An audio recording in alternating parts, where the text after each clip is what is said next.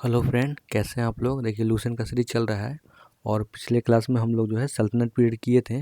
आधा क्वेश्चन हुआ था, 35 नंबर तक क्वेश्चन हुआ था। तो आज हम लोग 36 से क्वेश्चन करेंगे। इससे पहले मैं आपको कुछ टाइमलाइन आपको रिवीजन करवा देता हूँ। तो मैंने आपको लिख रखा हूँ पहले ही से, ठीक है। तो ये देखिए, हिस्ट्री को हम लोग 3 पार्ट में डिवाइड करते हैं। पहला जो है प्री हिस्ट्री है, सेकेंड जो है प्रोटो हिस्ट्री है, थर्ड जो है हिस्ट्री है, ठीक है। कितने भाग में डिवाइड किए हैं हिस्ट्री को? तो हिस्ट्री को 3 पार्ट में डिवाइड किए हैं, pre history, proto history and history, ठीक है। और फिर इसको फिर अगेन मैं इसको फिर डिवाइड किए गए हैं। जैसे प्री हिस्ट्री को 3 पार्ट में डिवाइड किए हैं, पैलियोलिथिक, मेसोलिथिक, नियोलिथिक, ठीक है। लिथिक का मतलब होता है स्टोन। और फिर पैलियोलिथिक को अगेन फिर 3 पार्ट में डिवाइड किए हैं, जैसे लोअर पैलियोलिथिक, मिडिल पैलियोलिथिक और अपर पैलियोलिथिक, ठीक है। पहले जो डिवीज़न हुआ था, जो भी हिस्ट्री का डिवीज़न हुआ था ना, वो स्टोन के पे बेस पे डिवीज़न होता है कि आप कितना बड़ा स्टोन एज ए हथियार के रूप में उसको यूज़ कर रहे हैं। तो सबसे पहले पहले का जो एंशियंट टाइम का जो आप हथियार देखिएगा या रॉक देखिएगा, पत्थर, तो पूरा जो है नोकीला नहीं रहता है, हल्का सा नोकीला रहता था। जब मिडिल पैलियोलिथिक आया तो थोड़ा सा शार्प यानी नोकीला बना, और जब अपर पैलियोलिथिक आया तो कुछ ज़्यादा जो है टीक साफ बन गया, ताकि काटने में, किसी को तोड़ने में ये ज़्यादा यूज होता था, ठीक है। तो प्री हिस्ट्री को 3 पार्ट में डिवाइड किए, पैलियोलिथिक, मेसोलिथिक, नियोलिथिक। पैलियोलिथिक में फायर का डिस्कवर हुआ था, यानी आग का।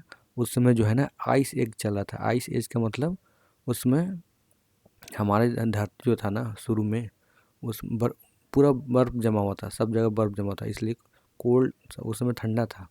तो जब आग लगा तो पहली बार तो उनको ठंडा से थोड़ा सा आराम मिला, और दूसरा जितने भी जो जंगल झाड़ थे वो जल गया, और जलने के बाद जो भी वहाँ के जो जानवर थे वो लोग आग में पूरी तरह से पक गए, ठीक है। तो एज ए ठंडा से भी राहत मिला और एज ए फूड भी उन लोग कंज्यूम किए थे। तो उस समय उनको मालूम चला कि फायर फायर का मतलब उस समय उनको जानकारी मिली। नेक्स्ट देखिए मेसोलिथिक में, तो मेसोलिथिक पीरियड में डोमेस्टिफिकेशन होना शुरू हो गया था, यानी पशुपालन, गाय, बैल, भेड़, बकरी, कुत्ता सब पालने लगे थे। और न्यूलिथिक पीरियड में आते आते वो लोग एग्रीकल्चर करना शुरू कर दिए थे, ठीक है। तो पैलियोलिथिक के बारे में इतना आप याद रखिएगा, ये सब अपने आप में क्वेश्चन है। ये आपके सामने जो चार्ट मैंने बनाया है ना, एक समरी है, ठीक है। ये एक समरी है, पूरा समझिए कि एक निचोड़ है। तो प्री हिस्ट्री हो गया, हम आते हैं प्रोटो हिस्ट्री को। तो प्रोटो हिस्ट्री को ही इंडस वैली सिविलाइजेशन बोलते हैं, या इसको हड़प्पा सिविलाइजेशन बोलते हैं। हड़प्पा सिविलाइजेशन इसको इसलिए बोलते हैं क्योंकि सबसे पहले जो खुदाई हुआ था ना, वो था हड़प्पा ही सिविलाइजेशन था, ठीक है। इसी कारण इसको हड़प्पा सिविलाइजेशन बोलते हैं। मैं टेंशन मत नहीं लीजिए, मैं आपको याद करा दूंगा, ठीक है। तो पहला हिस्ट्री को 3 पार्ट में डिवाइड किए गए हैं। देखिए मैं इस चार्ट को इतना बार रिवाइज करवा दिया हूँ ना कि आप इसको याद कर चुके हैं। अगर आप मेरा वीडियो देखते होंगे ना, तो मैं लगभग हर क्लास में मैं ये चार्ट जो है रिवीजन करवाता हूँ, ठीक है।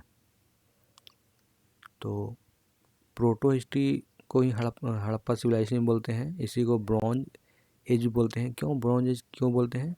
क्योंकि ब्रॉन्ज एज में ही कॉपर कॉपर का बेसिकली हम लोग इसको में इस्तेमाल करते थे, ठीक है। कॉपर का जो ओर हम लोग कहाँ से लेते थे, तो चैल्कोलिथिक ओर होता है।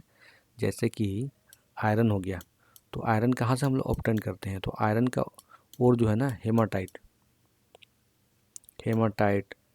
मैग्नेटाइट, ठीक है, यहाँ से हम लोग आयरन को ऑब्टेन करते हैं। उसी तरह चैल्कोलिथ जो है ना, एक कॉपर का ओर है, यहाँ से हम लोग कॉपर को एक्सट्रैक्ट करते हैं, यानी कॉपर को हम लोग निकालते हैं, ठीक है ना। डिफरेंट डिफरेंट मेथड होता है। जैसे कार्बन कार्बन का हो गया, या सल्फाइड का और हो गया, तो सबका अलग अलग मेटलर्जी होता है, ठीक है। और हिस्ट्री को, तो देखिए हिस्ट्री को 3 पार्ट में डिवाइड किए, pre history, proto history, history. Pre history तो हम लोग देख लिए, प्रोटो हिस्ट्री भी देख लिए, क्योंकि इसी को हम लोग ब्रॉन्ज एज भी बोलते हैं। और आते हैं थर्ड पे हिस्ट्री को, तो इसको कितने पार्ट में डिवाइड किए, तो इसको 4 पार्ट में डिवाइड किए।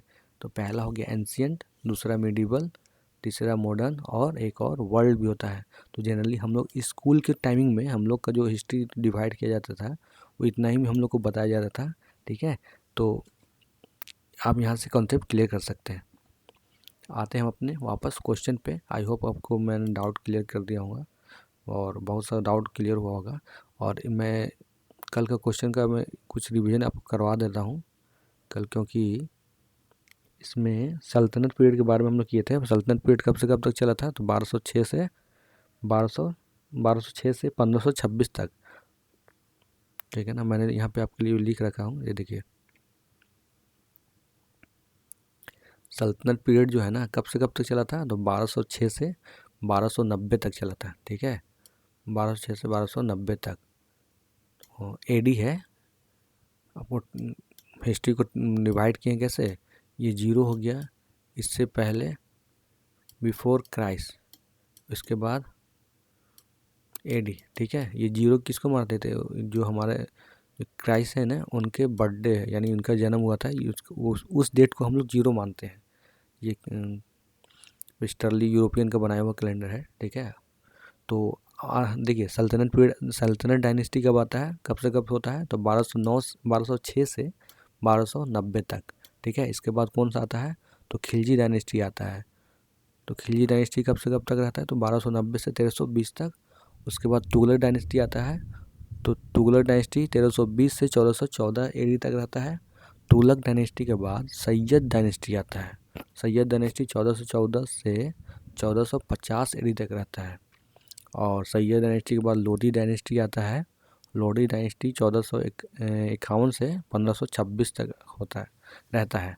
और 1526 में क्या होता है, तो आपको मालूम है ना, फर्स्ट बैटल ऑफ पानीपत। 1526 में फर्स्ट बैटल ऑफ पानीपत किसके बीच में, तो इब्राहिम लोदी एंड बाबर के बीच में होता है, जिसमें बाबर जीत जाता है। अगर बाबर हार जाता तो मुग़ल डायनेस्टी का कोई नाम निशान नहीं होता। ठीक है, तो लोधी डायनेस्टी ही फिर आगे बढ़ता। तो बेसिकली मैं आपको यहाँ पे क्रोनोलॉजी बताना चाहता हूँ कि सबसे पहले सल्तनत डायनेस्टी आया, जिसको गुलाम वंश भी बोलते हैं। और सल्तनत डायनेस्टी के बाद खिलजी डायनेस्टी आता है। खिलजी डायनेस्टी के बाद तुगलक डायनेस्टी। तुगलक डायनेस्टी के बाद सैयद डायनेस्टी। उसके बाद लोधी डायनेस्टी। तो आप इसको 3-4 मरतबा पढ़िएगा ना तो आपको याद हो जाएगा। और ये इसको बिल्कुल हम ध्यान से पढ़िएगा, क्योंकि टाइमलाइन और क्रोनोलॉजी ये दोनों पूछ देता है। ठीक है, तो हम लोग आते हैं अपने क्वेश्चन पे। हमारा क्वेश्चन क्या कह रहा है, तो 36 नंबर क्वेश्चन 35 तक हो चुका था आई थिंक, है ना। देखिए दोस्तों, अगर आपको वीडियो अच्छा लग रहा हो तो लाइक सब्सक्राइब शेयर कर दीजिएगा, क्योंकि वीडियो बनाने में बहुत काफ़ी मेहनत लगता है और लाइक सब्सक्राइब करने से ही हम लोग को एनर्जी प्रोत्साहन मिलता है। तो 36 नंबर क्वेश्चन देखिए। 36 नंबर क्वेश्चन कह रहा है, विच of the following Sultan had greatest number of slave in his court. तो उसके कौन सा ऐसा राजा था, कौन सा ऐसा सुल्तान था जिसके शासनकाल में बहुत ज़्यादा स्लेव रहता था, यानी दासी लोग रहते थे। ठीक है, नौकर चाकर सबसे ज़्यादा रहते थे। तो कौन ऐसा राजा था, तो option A Balban, option B Alauddin Khilji, option C Mohammad bin Tughlaq, या ऑप्शन डी फिरोज शाह तुगलक। ठीक है, तो 36 का जो आंसर हो जाएगा वो हो जाएगा, इसका आंसर डी हो जाएगा। ठीक है, फिरोज शाह तुगलक जो था ना वो काफ़ी ज़्यादा, मतलब एक तरह से वो चाहता था कि मेरे दरबार में काफ़ी ज़्यादा स्लेब रहे, और वो भी स्लेब कैसे, तो हिस्ट पुस्ट तंदुरुस्त। ठीक है, जैसे खल्ली का जैसा, दारा सिख जैसा। ठीक है, तो 36 का जो आंसर हो जाएगा वो हो जाएगा डी, यानी फिरोज शाह तुगलक। तो फिरोज शाह तुगलक के समय काफ़ी ज़्यादा स्लेब रहते थे। नेक्स्ट क्वेश्चन 37 नंबर क्वेश्चन पे, which of the following sultan provided employment to the unemployment.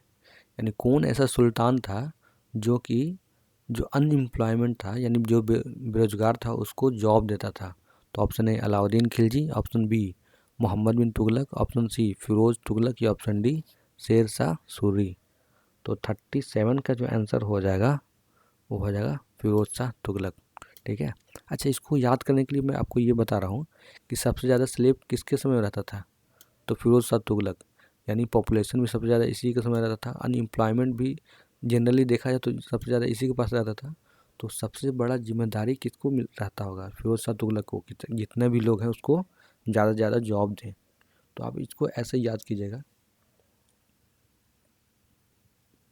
अच्छा, एक चीज़ और मैं बताना आपको भूल गया, कौन सा डायनेस्टी जो है सबसे कम साल तक रहा है, शासन किया है दिल्ली सल्तनत में, दिल्ली पे कौन सा डायनेस्टी। मैं आपको ऑप्शन दे देता हूँ, खिलजी, तुगलक, गुलाम।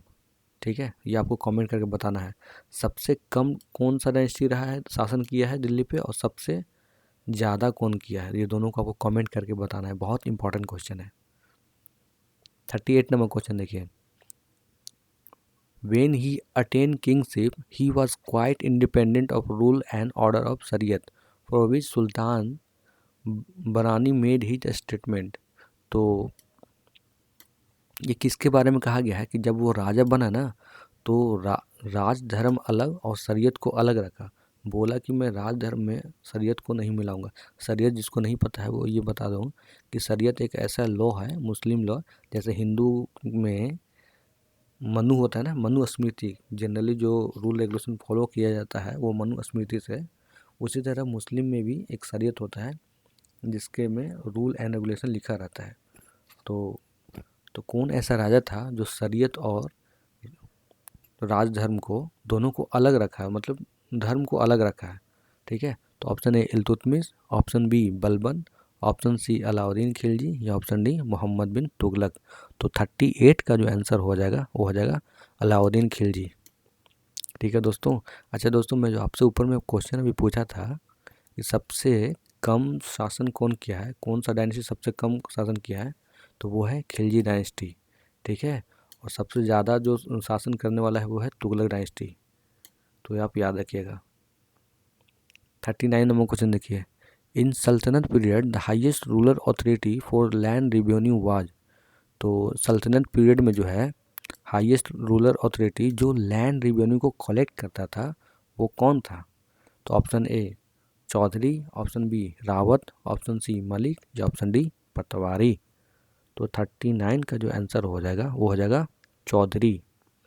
अभी भी देखिएगा दिल्ली साइड में ना चौधरी जो टाइटल लगने से लग रहा है कि ये दोनों होते हैं, चौधरी में हिंदू भी रहते हैं मुस्लिम भी रहते हैं। तो 39 का हो जाएगा ए, जमींदार रहते हैं ये सब। 40 नंबर क्वेश्चन देखते हैं, first ruler of slave dynasty. तो स्लेव डायनेस्टी के फर्स्ट रूलर कौन था। तो option A Qutubuddin Aibak, option B Iltutmish, option C Razia, या ऑप्शन डी बलबन। तो 40 का जो आंसर हो जाएगा वो हो जाएगा ए। ठीक है, कुतुबुद्दीन ऐबक। अच्छा, सबसे पहले आपको ये जानना जरूरी है कि जब मुस्लिम जब अटैक होता था तो उन लोग को यहाँ पे दिल्ली में शासन करने के लिए कोई भी ये नहीं था। वो लोग नहीं चाहते थे कि यहाँ पे शासन करे, बस वो लोग आते थे, आक्रमण करते थे, यहाँ से पैसा, ज्वेलरी, धन दौलत यहाँ से लूट के ले जाते थे। लेकिन जब मोहम्मद गौरी आया तो वो उसने अपना एक गुलाम छोड़ के यहाँ से गया था जिसका नाम था कुतुबुद्दीन ऐबक। तो इसमें क्वेश्चन पूछता है कि who was the real founder of, who was the real Sultan of Ghulam dynasty या स्लेव डायनेस्टी। तो उसका आंसर हो जाता है इल्तुतमिश। क्यों, क्योंकि कुतुबुद्दीन ऐबक जो था ना वो कभी भी अपने आप को राजा नहीं माना था, वो हमेशा बोलता था कि मैं गुलाम ही रहूँगा। ठीक है, तो ये इसमें क्वेश्चन पूछता है who was the real Sultan of slave dynasty, तो उसका आंसर होगा इल्तुतमिश। अभी आने वाले क्वेश्चन में हम देखेंगे ये क्वेश्चन। तो 40 का जो आंसर हो जाएगा वो हो जाएगा ए, कुतुबुद्दीन ऐबक। स्लेव डायनेस्टी कब से कब तक हुआ था दोस्तों। अच्छा, कुतुबुद्दीन ऐबक का देखिए, तो ये 1206 से 1210 तक रहा था। इसके बाद कौन आया था, तो इसी का दामाद था इल्तुतमिश। ठीक है, तो 1210 से 1230 तक इधर रहा था। ठीक है दोस्तों, और स्लेव डायनेस्टी का कब से कब तक रहा था, तो 1206 से 1290। तो ये आप याद रखिएगा टाइमलाइन, क्योंकि बहुत इंपॉर्टेंट है टाइमलाइन। 41 नंबर क्वेश्चन देखिए, who was the ruler of Devagiri at time of Alauddin Khilji invasion. तो इसमें क्वेश्चन पूछ रहा है 41 नंबर में कि जब देवगिरी में कौन सा राजा था जब अलाउद्दीन खिलजी वहाँ पे आक्रमण करता है। तो option A Ramchandra Dev, option B Pratap Pratap Rudradev, option C Malik Kafur या ऑप्शन डी राणा रतन सिंह। तो 41 का जो आंसर हो जाएगा वो हो जाएगा रामचंद्र देव। ठीक है, 41 का आंसर हो जाएगा रामचंद्र देव। ठीक है दोस्तों, नेक्स्ट क्वेश्चन देखिए, 42 नंबर क्वेश्चन देखिए। Which of the following sultan of Delhi was known as Lakh Bakhsh gift lakh. यानी लाख बख्श का कहने का मतलब हो गया कि वो डोनेशन बहुत ज़्यादा करता था, लाख लाख डोनेशन कर देता था। तो कौन सा सुल्तान था? तो option A Iltutmish, option B Balban, option C Mohammad bin Tughlaq या ऑप्शन डी कुतुबुद्दीन ऐबक। तो 42 का जो आंसर हो जाएगा वो हो जाएगा मोहम्मद बिन तुगलक। और मोहम्मद बिन तुगलक किसका स्लेब था? तो ये था गौरी का। ठीक है, मोहम्मद बिन गौरी। ठीक है, और गौरी का कौन था स्लेब? सॉरी, कुतुबुद्दीन का स्लेब कौन था? तो वो था इल्तुतमिश। ठीक है, गौरी का स्लेब कौन था? तो वो था मोहम्मद बिन तुगलक। और मोहम्मद बिन तुगलक का स्लेब कौन था? तो वो था इल्तुतमिश। ठीक है, तो नेक्स्ट बढ़ते हैं। तो ये याद रखिएगा। 43 नंबर क्वेश्चन पे आते हैं हम लोग। Mohammad bin Tughlaq shifted his capital from Delhi to.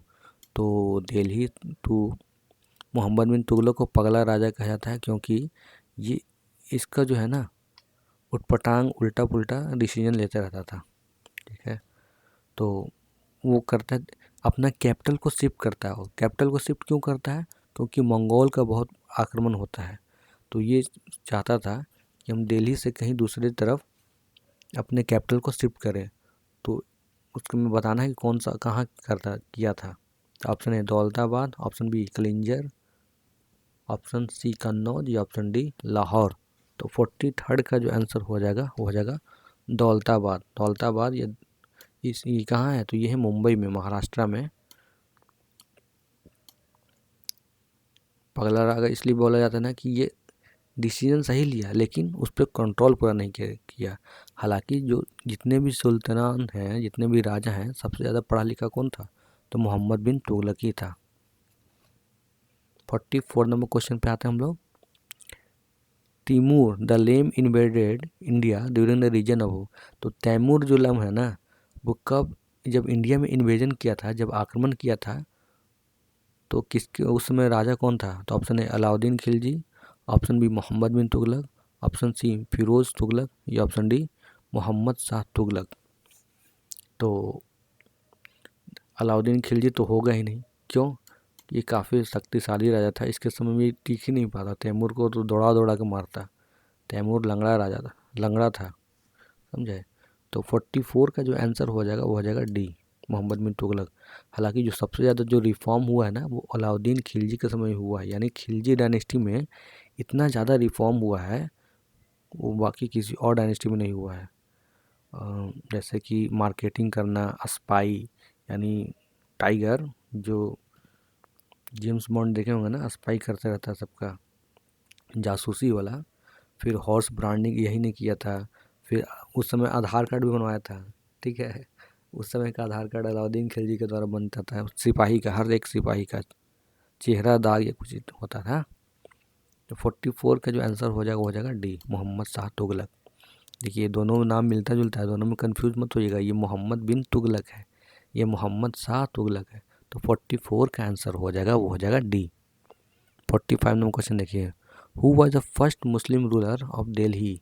तो first Muslim ruler of Delhi कौन था? तो option A Qutubuddin Aibak, option B Iltutmish, option C Razia या ऑप्शन डी बलबन। बताइए। तो 45 का जो आंसर हो जाएगा वो हो जाएगा कुतुबुद्दीन ऐबक। इसको ही लाख बख्श बोलते थे, लाख, क्योंकि 1 लाख जो है ना अपने गरीब लोग को देता था। और ये किसका स्लेब था? तो ये गौरी का था। ये गौरी ने क्या किया था? तो एक सिक्का था ना, उस पर देवी लक्ष्मी का फोटो बनवाया था। ठीक है, तो कुछ खराब काम की भी किया था, कुछ अच्छे काम की भी किया था। अच्छे काम कीजिएगा तो आपका नाम अच्छे से लिया जाएगा, खराब कीजिएगा तो आपको खराब से नाम लिया जाएगा। तो आते हैं 46 नंबर क्वेश्चन पे। 46 नंबर क्वेश्चन कह रहा है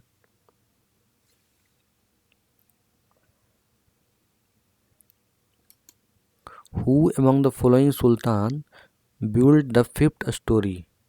फिफ्थ स्टोरी मतलब कुतुब मीनार जो है काफ़ी बड़ा है, तो ये पांचवा जो तल्ला है, फिफ्थ स्टोरी जो है वो किसके द्वारा बनाया गया था।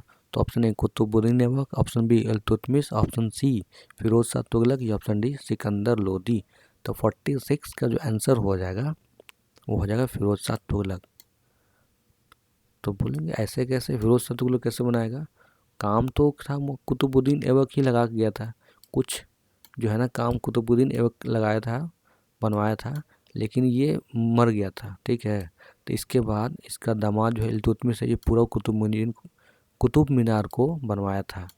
लेकिन जब फिरोज शाह का जो समय, तुगलक का जब समय था, उस समय इसमें बिजली चमका और इस पर गिर गया था, जिसके कारण इसको रिपेयर करवाया था। तो फिरोज शाह तुगलक ने इसको रिपेयर करवाया था। फिफ्थ जो पांचवा तल्ला था ना, फिरोज शाह तुगलक ने उसको रिपेयर करवाया था। 47 नंबर क्वेश्चन देखिए, which one of the following ruler from the Central Asia conquer North India 1192, यानी 1192 में किसने जो है सेंट्रल एशिया को जीत लिया था। तो option A Jalaluddin Mangbarni, option B Mahmud Ghaznavi, option C Shihabuddin Mohammad Ghori या ऑप्शन डी चंगेज़ खान। तो 47 का जो आंसर हो जाएगा वो हो जाएगा सी, मोहम्मद गौरी ने इसको जीत लिया था। और इसमें किसके साथ युद्ध होता है, तो पृथ्वीराज चौहान के साथ इसका युद्ध होता है।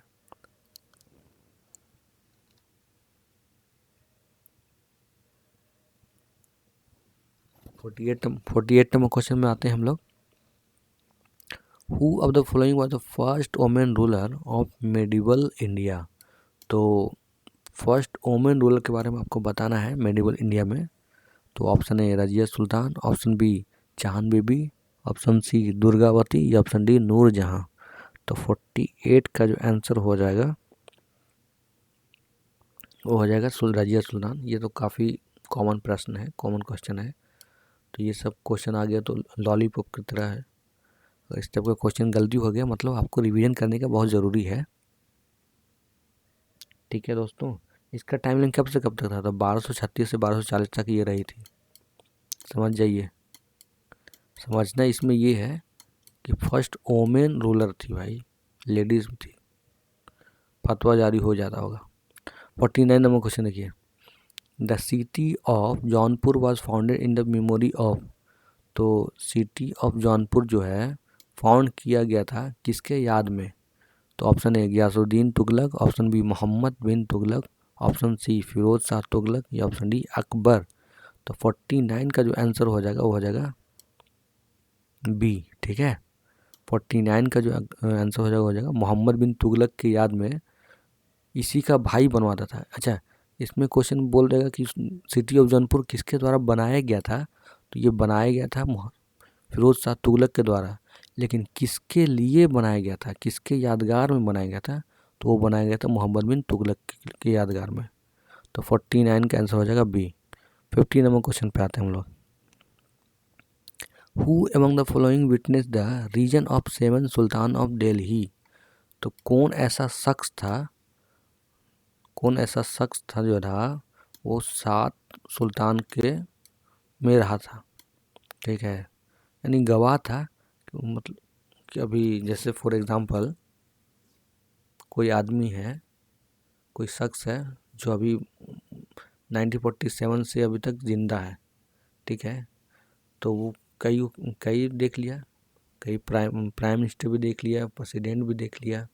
तो इसमें ये पूछ रहा है कि कौन ऐसा शख्स था जो 7 सुल्तान को देखा था। तो option A Amir Khusro, option B Sheikh Nizamuddin Auliya, option C Khwaja Moinuddin Chishti या option D none of these. तो 50 का जो आंसर हो जाएगा वो हो जाएगा आमिर खुसरो। इसको ये जो है था ना पोएट थे, तूतिए हिंद, तो तूतिए हिंद भी इनको कहा जाता है। तो 50 का जो आंसर हो जाएगा वो हो जाएगा ए। 51 नंबर क्वेश्चन देखिए इसमें कह दिया 51 number, Amir Khusro the parrot of India was born. तो ये कहाँ इनका जन्म हुआ है। तो option A Patiyali, option B Patti, option C Patli या ऑप्शन डी पटियाला। तो 51 का जो आंसर हो जाएगा ए पटियाली में, ठीक है। 52 नंबर क्वेश्चन पे आते हैं। Mohammad bin Tughlaq scheme token currency was failure, तो बिल्कुल सही है, असर्शन सही है। इसी का रीजन देखना है कि सही है गलत है। तो रीजन में कह रहा है Mohammad bin Tughlaq had not proper control over issue of coin. तो मोहम्मद बिन तुगलक का जो है ना क्वाइन इशू पे प्रॉपर कंट्रोल नहीं था, तो बिल्कुल सही है। जब कंट्रोल नहीं था तभी तो टोकन करेंसी फेल हुआ। तो दोनों रीजन सही है। तो both A and R is correct, true, and R is the correct explanation of A. तो 52 का आंसर हो जाएगा ए। 53 नंबर क्वेश्चन देखिए। The Delhi sultan who wrote his memories, तो वो कौन सा दिल्ली सुल्तान था हु रोट हिज मेमोरी, जो अपना यादगार लिखता है। तो option A Iltutmish, option B Balban, option C Alauddin Khilji, या ऑप्शन डी फिरोज तुगलक। तो 53 का जो आंसर हो जाएगा वो हो जाएगा फिरोज शाह तुगलक।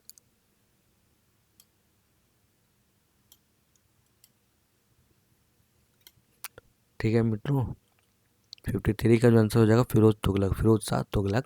54 नंबर क्वेश्चन पे आते हैं। The famous poet Aamir Khusro was associated with the court of, तो ये किसके कवि थे, किसके दरबार में कवि थे। तो option A Nawab Ashfaquddaula, option B Alauddin Khilji, option C Mohammad Shah Rangila, या ऑप्शन डी कुतुबुद्दीन ऐबक। तो ये जो है ना अलाउद्दीन खिलजी के कवि थे, ठीक है। तो 54 का आंसर भी। 55 नंबर क्वेश्चन देखिए। The coin of which Muslim ruler been image of Devi Lakshmi, the coin of which Muslim ruler been image of Devi Lakshmi, तो कौन ऐसा मुस्लिम रूलर था जिसके क्वाइन में देवी लक्ष्मी का बनी हुई थी, देवी लक्ष्मी का इमेज था। तो option Mohammad Ghori, option B Alauddin Khilji, option C Akbar, या option D none of these. तो 55 का जो आंसर हो जाएगा वो हो जाएगा Mohammad Ghori. 56 number question. 56 number question कह रहा है हु एस्टेब्लिश दीवाने मुस्तखराज, ठीक है। दीवाने मुस्तखराज जो है डिपार्टमेंट ऑफ अरेरा किसके द्वारा एस्टेब्लिश किया गया था। तो option A Qutubuddin Aibak, option B Razia, option C Alauddin Khilji, या ऑप्शन डी बलबन। तो 56 का जो आंसर हो जाएगा वो हो जाएगा अलाउद्दीन खिलजी, ठीक है। अलाउद्दीन खिलजी। देखिए रिफॉर्म तो सबसे ज़्यादा नो डाउट खिलजी के समय हुआ था, हालांकि इसने कुछ ऐसा काम कर दिया जिसके चलते ये बदनाम हो गया था। आपने मूवी देखा होगा पद्मावत, ठीक है। तो नेक्स्ट क्वेश्चन पे हम लोग आते हैं 57 नंबर क्वेश्चन पे।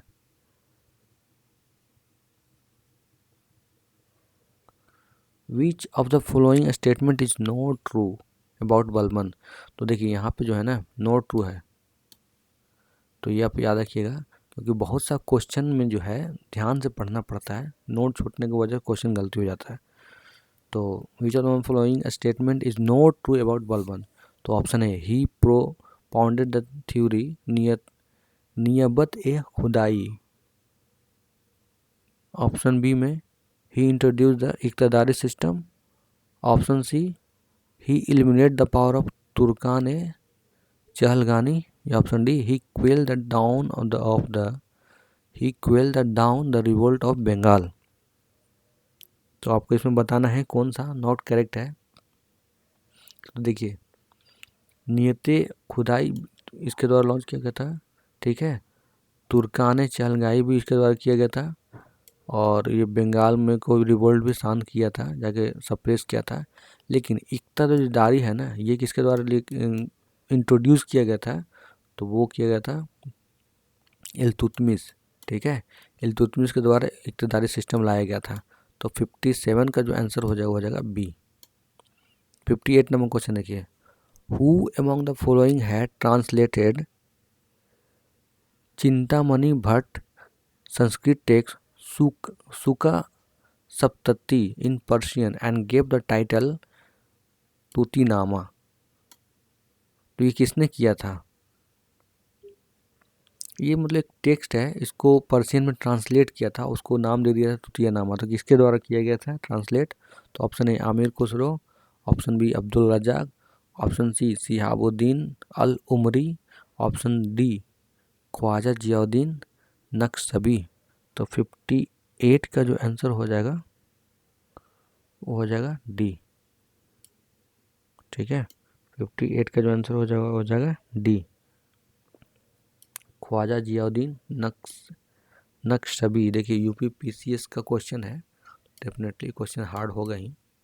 ठीक है, 59 नंबर क्वेश्चन आते हैं। Who was the Muslim general to have conquer Bengal in 30 century AD? Who was the Muslim general who conquer the Bengal? तो 13वीं शताब्दी में किस मुस्लिम जनरल ने बंगाल को जीत लिया था? तो option A Afzal Khan, option B Ikhtiyaruddin bin Bakhtiyar Khilji, option C Genghis Khan, या ऑप्शन डी तेमुचिन। तो 59 का जो आंसर हो जाएगा वो हो जाएगा वही बख्तियार खिलजी। ये बख्तियार खिलजी भी था ना, ये किसका स्लेब था? तो ये भी कुतुबुद्दीन ऐबक का स्लेब था। 60 नंबर पे आते हैं। Who has been describe by Elliot as Akbar of sultanate? तो सल्तनत का अकबर किसको कहा जाता है? तो option A Iltutmish, option B Firoz Tughlaq, option C Alauddin Khilji, या ऑप्शन डी बलबन। तो इसका जो आंसर हो जाएगा वो हो जाएगा फिरोज शाह तुगलक।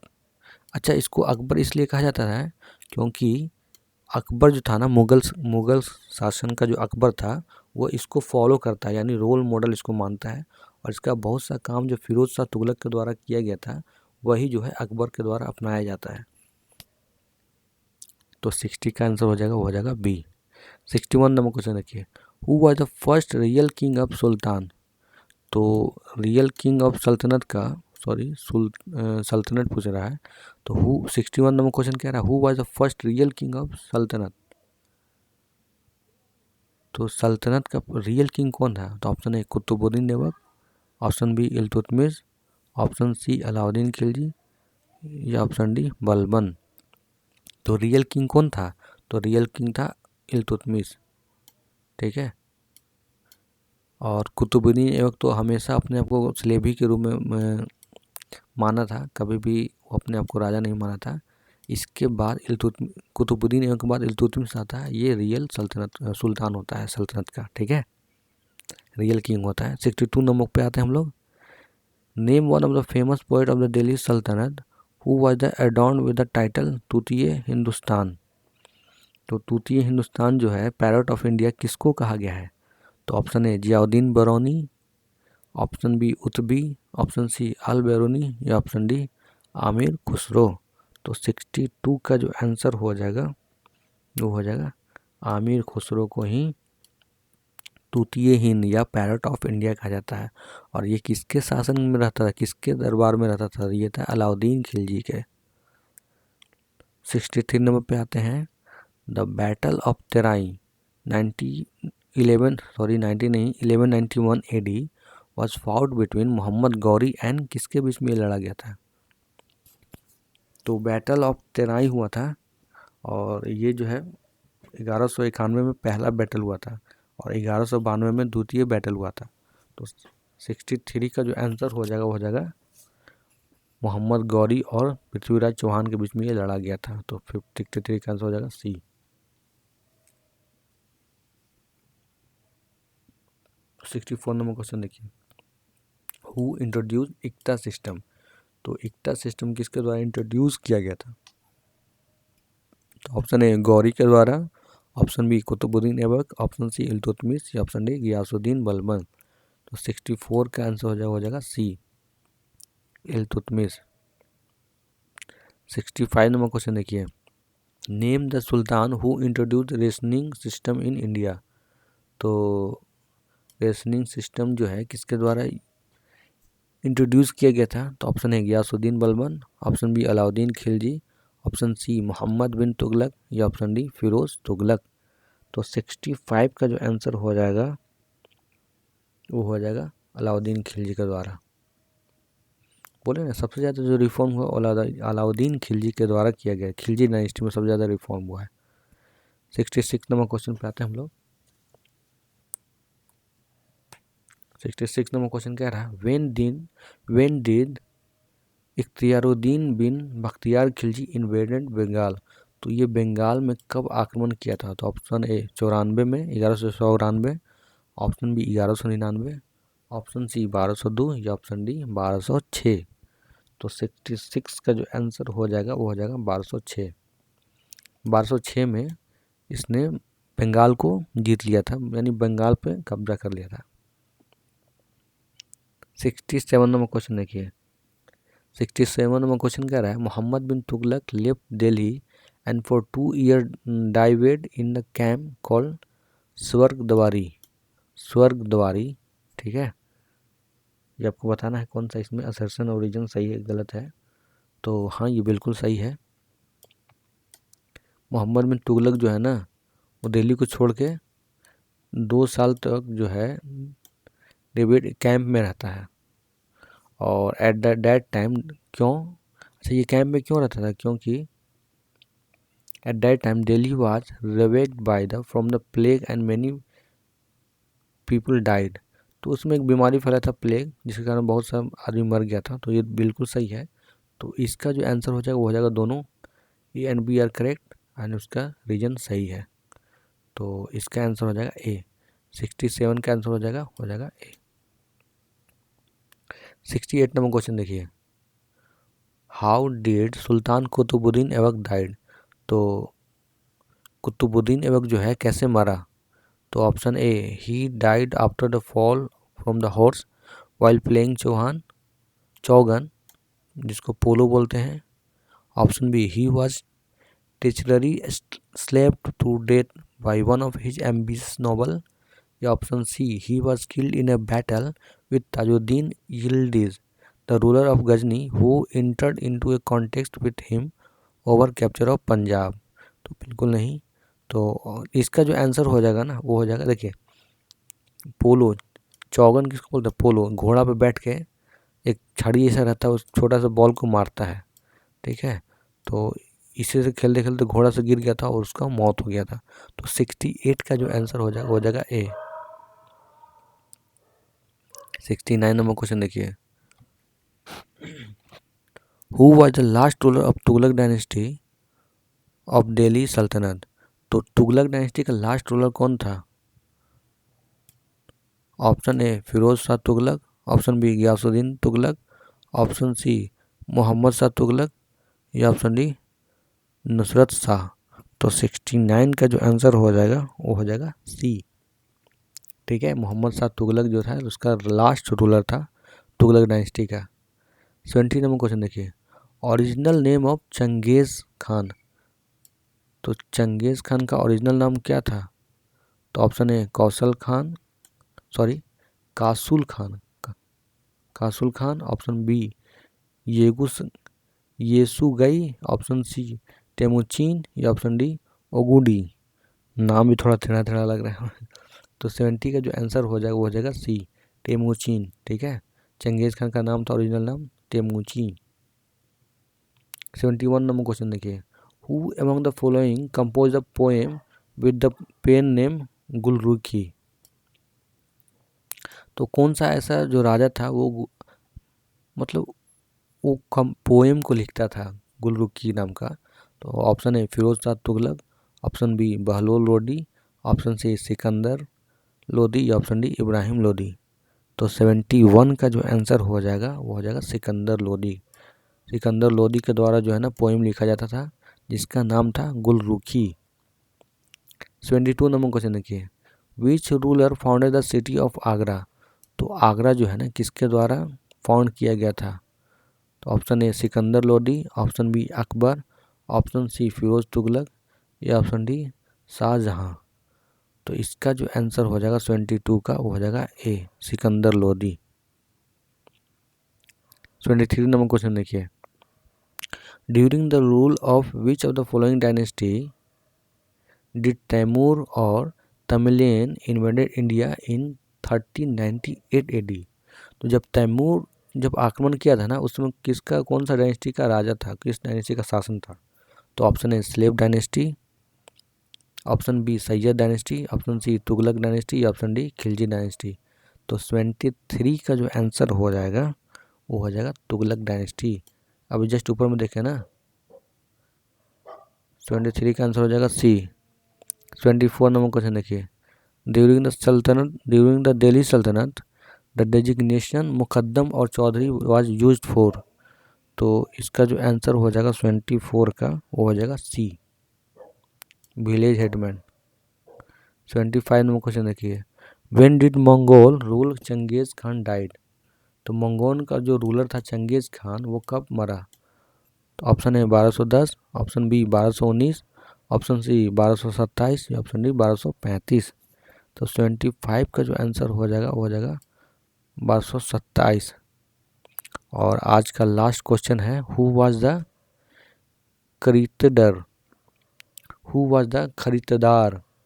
तो इसका जो आंसर होगा 76 का हो जाएगा ए, ठीक है, डिस्पैच ऑफ रॉयल डिक्री। तो आज हम लोग यहीं तक रहने देते हैं, नेक्स्ट क्लास में मिलते हैं नए चैप्टर के साथ। और ये ज़रूर आप लोग टाइमलाइन ज़रूर देख लीजिएगा, ठीक है। तो इसका जो सल्तनत dynasty, Khilji dynasty, Tughlaq dynasty, Sayyid dynasty, Lodi dynasty, उसके बाद मुगल आता है। तो thank you, have a nice